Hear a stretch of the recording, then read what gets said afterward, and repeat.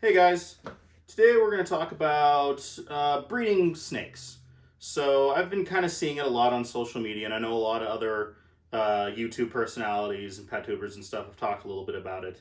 But here's my little 2 cents about it. Sorry, it's a bit of a ranty video, but these are some decent tips that I think from somebody who has made quite a few mistakes of these tips. So hindsight 2020 is all and all that good jazz. We have Callie with me today. She's just a pastel ball python, but her coloration is a little bit different. I'm going to talk a little bit about that in just a minute. So, when I said that I've been seeing a lot on social media lately, I've been seeing a lot of posts that are kind of like, hey, I have this, I'm looking for another one, let me know what you have. Where they don't really know fully what they want, or they're just kind of trying to, put things together. And so, what I'm going to talk a little bit about is 3 little tips, or my opinion, or I guess would be another way to put it, about so you want to breed snakes. And we're mostly going to talk about ball pythons because I think ball pythons are the reason why there's kind of this overall mentality that's been kind of taken over the reptile community in the last like 10, 12 years. It doesn't really matter like what type of reptile or snake you want to breed in general, but like I said, we're just going to talk about ball pythons. So for a long time, when we were keeping reptiles, it was more about, I like this species, and you would have one of this, one of that, one of this. And then something happened where I think the ball pythons and all the genetics and the morph game showed up to where there's now this thing where it's, okay, I'm going to buy a reptile and I want at least 2 so I can make some money. Which I will admit I did have a little bit of aspirations about that. Not at first, but after I got a couple species and I started getting to know a little bit more about the ball python morphs and stuff, I went, I absolutely could make a little bit of money about this. But let's all be real for a second. Ball pythons are a total pyramid scheme. That's just what they are. I'm not gonna, throw anything down about ball python breeders. I'm a ball python breeder. Not super successful. I've only had a few clutches in the last few years. This year is probably gonna be our first big year, which I know for some people out there, under 10 is still a small year, but we're looking probably between 5 and 10 clutches based on the girls that we've locked and had confirmed locks and ovulations and stuff. So, sorry, rambling a little bit. Tip number 1. Number 1 is learning to keep this type of snake that you want. So, like I said, we're talking about ball pythons. So, obviously, they're super easy to breed, pretty easy to keep once you dial in their exact husbandry needs. But if you're going to want to breed these things first, you need to make sure that you know how to keep them alive and keep them healthy and happy in the first place. Which there is a bit of a learning curve for really any and all reptile or snake species. Ball pythons are consistently bad shedders because they need a lot of humidity and a lot of people. I mean, especially here in Colorado, I see it a lot, but a lot of other places too, where it's dry, or in the winter months, your heat has to go up, and so that dries out the air too. So they always have shedding issues. They're notoriously bad eaters, where they'll just go on hunger strikes. Mine are no exception. I've had ball pythons go 8 months without losing body mass and just going and turning their nose up at literally every type of food presented to them. With the exception of African soft-furred rats. I've never actually offered those before. But I still haven't had a snake really lose any weight about that first. So if you're going to try to breed snakes, number 1, get one. Sure, if you want to get a pair, that's fine. But make sure you learn how to keep it correctly. Make sure that you have it for quite a few years, or a period of time, so that way you know how to keep it healthy. Once you get that dialed in, you get some experience under your belt, more than just, even just this one video or even just this one channel. You talk to your local breeders, hobbyists, reptile stores, all the different YouTube channels out there, then you can move on. So, so you know how to keep snakes, the optimal conditions. You've had a few ball pythons for 4 or 5 years. I want to breed snakes. Okay, cool. Totally fine. I love breeding snakes. There's nothing cooler than seeing that little baby snoot just poop out of that egg for the first time. It's amazing to see. But that being said, tip number 2 is don't breed just to breed. So if you have, I have this normal ball python and this pastel ball python, I'm going to put them together and I'm going to bet babies. I totally get that. That's really cool. But you need to kind of think about the long-term game when it comes to breeding these snakes. So say you've done everything correctly, all of your stuff has been dialed in, your female's at a good age, it's at a good weight, your male's at a good age, he's at a good weight, you've done everything correctly, they lock up, she goes to the ovulation, she produces, 9 good healthy eggs. You've done your research, you have them incubate, they all go full term, now you have 9 baby snakes. And they are all pastels or normals, because that's how the pastel gene works with normals. It's that incomplete dominant gene where half the babies are going to be one or the other. But now you have 9 new additional baby snakes that are going to take some time. You need to get at least a minimum of, this is kind of the general consensus, is of at least 3 good meals into most snake species before you can consider them healthy, good to go, and go out. And when you're breeding snakes, they, most of the time, they won't eat until they shed, which is about, 5 to 10 days, depending on the snake species. Short-tailed pythons, the exception. Those things will go months before they shed, fresh out of the egg. So they usually won't eat.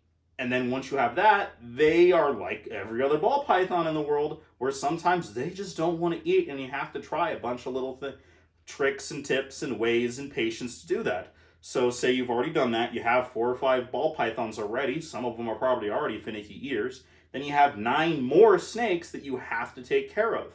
Okay, so that's a whole lot of time, that's a whole lot of patience, that's more money putting into those snakes that you're trying to get. And I know that sounds kind of bad when comparing snakes to money, but let's be honest, that's why a lot of people these days get into breeding snakes, is because they want a little bit of a return for their investment. Which I do get to a degree. I am a python breeder, I'm a snake breeder in general, so I understand that. But motivations can be a little bit different, and we're going to get to that in a second. So you have now 9 baby snakes, hopefully you get them all eating. Let's say you do get all 3 to 4 meals in them, now you have to try to figure out how to sell them. This is going to sound absolutely terrible, because it is kind of a messed up thing to say or think about, but it is kind of true that normal and pastel ball pythons in this current day and age in the reptile community are basically the most fiscally worthless snakes there are. It's horrible to say, but it's kind of true. People have a hard time giving away normal ball pythons. I still have quite a few because I've had them when I very first got started. They're my pets. They're not going anywhere. Financial circumstances, whatever may have you. But for the most part, if I bring an animal in, I want to hold on to that. Unless I'm not able to anymore, I want to hold on to that animal unless I produced it or I got it to sell. So you have these adult ball pythons, and I have these 9 ball pythons. What are you going to do with them if you can't sell them? There's pastels out there for galore. Normal ball pythons, it's a kind of a messed up thing to hear these days, but I know a lot of people are selling them for essentially feeders now for a lot of, snake eaters. People are starting to vary up diets of snakes other than ball pythons because they're picky eaters. So they're starting to do a lot of reptilinks and rats and mice and chicks and guinea pigs and snakes and lizards. They're varying up the diets to better recreate their natural, prey, and that's what they eat in the wild, which is a good thing. But then I know it's kind of a weird thing to say that, snakes are worth more than a rat or whatever may have you. But that's what's happening to a lot of like pastel and normal ball pythons, or really a lot of single gene ball pythons in general. They're essentially being sold as feeders. And I don't know if a whole lot of ball python breeders very getting started are really okay with that. So if you're going to breed, please don't breed to breed. And what I say by that is don't just say, oh, I have this and this, let's put them together, see what I get. Because you have to think about the long-term care of all those animals that exist because of you. So if you're going to produce your pets or your ball python snakes, or whatever snake species you have, make sure that you think about what you're going to do with that, where even for high dollar or high valued animals, you may still have to hold on to them for months and months, and that's space to keep them, time to keep them, time to clean, expenses to feed, the electricity bill to do that. There's people that have sat there and figured out exactly how much it costs to actually produce a ball python, and I don't exactly remember how that was, but it ends up being to where a lot of the time you're not going to get money back, or you're not even going to get what you put in to just producing that snake back. So if you're going to breed because you like it. So that brings me to the next thing, and that is breed what you like. So that means, so you want to breed ball pythons, totally understandable. They're very easy to breed. But if you're going to start getting into that, maybe, you've already done research, you know that they can be worth some money. Find some morphs or some patterns that you really like and start by breeding those. So say, I really like the piebald ball python. I really like the clown ball python. So invest in some of those animals and start with breeding those and then build from there. If you really like that, concentrate on that and get known for that. Because if you start producing a whole lot of, specifically that one thing, and you get it to where you're known from that, and people go, oh, ball pythons, that's Joe Schmo over in Minnesota. That's him. That's the guy that when I think of a pie, that's who I want to go to. That's what you need to get known for, and that's kind of tied in a little bit with the quality as well. So every single one of us, me included, have been that Craigslist troll where we're sitting there online looking for used equipment, different snakes and stuff like that. But if you're trying to get known for something, you're trying to breed for something, you should definitely try to get some quality animals, period. So for instance, Aussie Boyds. Those guys are a ball python breeder. They do bows and other milk snakes and stuff too. But they are known very specifically for the orange dream gene. They also do a lot of work with clowns, some desert ghosts, and a lot of pied stuff. But they have taken the orange dream gene, which is in and of itself kind of a base looking animal. They kind of brown out as they get older, and he's taken it to a whole other level. If you look at Aussie Boyd produced or Aussie Boyd line orange dream ball pythons, that's a whole other level, and they end up being worth a whole lot more. And that's because he sat there and went, I really like this gene, I'm going to take it to the next level.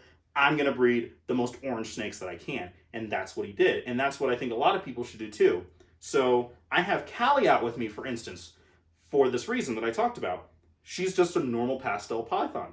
But number one, she is the offspring of a very large sub-Saharan bloodline ball python, which means that in Africa, West Africa, where they're found, there's this one region, they call them sub-Saharans.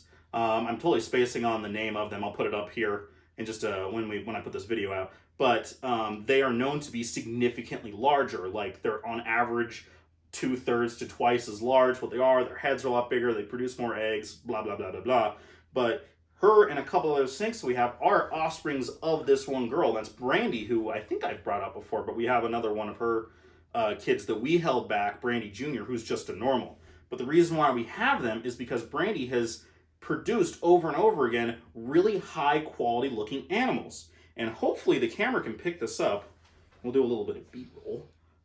She looks a little different than a lot of pastel ball pythons out there. Like there's a fair degree of variancy when it comes to a lot of morphs. But pastel, a lot of times people just kind of forget about them. They're like a bit of a lightning gene, and people are kind of moving away from pastel. But if you're going to start into doing a project or something they really care about, start with quality. That's why we still have Callie here, because like just the look of this, like pastels, they're born bright yellow and then they turn brown as they get older. She has this really cool like half and half color. Her banding is really crazy, which is a little bit of Brandy's coming through as well. And her attitude is great. She's very slow grown, but she's managed to hold onto this color that I haven't seen on a whole lot of pastel ball pythons. And so if I want to do something with pastel and I want those attributes to carry on further down the line once I produce more babies with her, and even if I start putting them into other genes, that's going to carry through as well. That's why we kept Brady Jr. BJ that we produced here, because just as a normal ball python, her banding is different, her coloration is a lot lighter, she's really clean, she's very friendly because Brandy is a very friendly snake, and that's what we're trying to breed here, is breeding for quality and breeding for personality. That's kind of what we've done is that's what we here in the hobby do, is we breed for personality, we breed for color. With ball pythons, a lot of the time it ends up being just throwing morphs together, but a lot of people are starting, and us included, is we're starting to go back and start from the basics and say, I want to get into this and I want to do the best I can. And so I'm taking even some just basic 1-2 gene animals, and because they're a lot higher quality, at least in my opinion, and I'm going to take those further and see what I can produce from there. And that's why we have Callie here. That's why we have BJ, who was our one holdback from one of our 3 clutches a couple of years ago, because she was special. she looked a lot different, and that's why we hold her back, and we want to produce more things to see where she goes, what that's for. And that's kind of really what I want to get to. So, if you're going to breed because you care. Don't think of it as an investment, because this is kind of an expensive hobby for a lot of reasons, unless you have more than one snake. I mean, if you're just getting one and just having as a pet, the initial investments, a little pricey sometimes, but after that, they're pretty easy, pretty inexpensive to keep. But once you decide you want to start breeding, then you're sinking quite a bit of money just for the upkeep. Like if you want to say, I want to be a professional snake breeder, your overhead is huge. I've been keeping snakes for over 6-7 years now. I think actually we're at 8 years we're keeping some of these snakes, and we're really only now starting to breed more than 1 or 2 clutches a year. And then next year, hopefully, we're going to start getting to boas, because we slow grow boas even more than we do the ball pythons, and they're just now getting up to size where I'm comfortable doing that. And some of those girls are over 5 years, 5, 6, 7 years old. So that's kind of what I want to get across, and we'll get more into those videos later if anybody wants to know a little bit more details. But breed what you like. Get known for something. Pick something that, at least to start with, pick something that you really like and go from there. For like ball pythons, I'm doing a lot of the blue-eyed leucistic stuff. We're trying to get into some nice orange dream projects. We're doing a lot with like the yellow belly complex with like the highways and ivories and stuff like that. And that's really what we're working on. And that's what hopefully we're going to be moving for as well, and maybe a few pied projects as well. Because let's be honest, pied, blue-eyed leucistics, those are like the pinnacle of ball python snakes. Everyone likes them. You can't deny that they're great-looking snakes. And I want to take other genes and do stuff like that and take those further to where I'm known for very specific type of things. And I think that's something that a lot of people can do too, where, hey, I really like the Mojave gene. I like it when their little ocelots are bright yellow. I'm going to breed for that. And I think that's something really cool. If people really like the pastel gene, I want to make an animal that stays bright neon yellow, kind of like what would happen with the jungle carpet pythons, where it's kind of this black and brownish animal as an adult. Now they're highlighter yellow and jet black as adults. Maybe someone can take the pastel gene and do that further down the road. I think that'd be really cool to see. So that's really the only point that I want to get across is, just take that into mind when you think, okay, I want to do that. So for anybody just getting out there, or if you're watching this channel or really anybody else's channel and you think, I want to do that, that'd be really cool, make sure you do your research and kind of think about the long term of things. Like, these guys are going to live, if you're taking care of them, over 20 years. And if you're producing a bunch of babies, you have to think about, okay, what am I going to do with these babies, even for just that season until you can sell them or rehome them or whatever you're going to do, but let alone what about the longevity and the full lifetime of keeping these guys. And I think that that's something that's been lost a little bit, and because, business is a business, unfortunately, a lot of times, but ours is a little special because they're living, breathing animals. And so that's kind of the big difference when people go from hobbyist to business. And I think there's a good amount of room of crossover between those two, and hopefully we can find some good crossover in that little bit. Sorry to stay a little ranty. I'm trying to keep these a little bit shorter. This is probably going to be a little bit of a longer video. I apologize for that, but hopefully you guys could take away something from this and move forward with your own personal ideas or projects. I know she's just a regular pastel. It's not something, ooh, cool, really think about. But maybe just that kind of idea of where, she's already a little different. Maybe I can take something even further, and I think that's something that people can go for. So just keeping that in mind, I hope you guys enjoyed this or got something from it. Please like and subscribe if you can. Let me know down in the comments what you thought, if you have any ideas for future videos, anything like that, and I'll check you next time.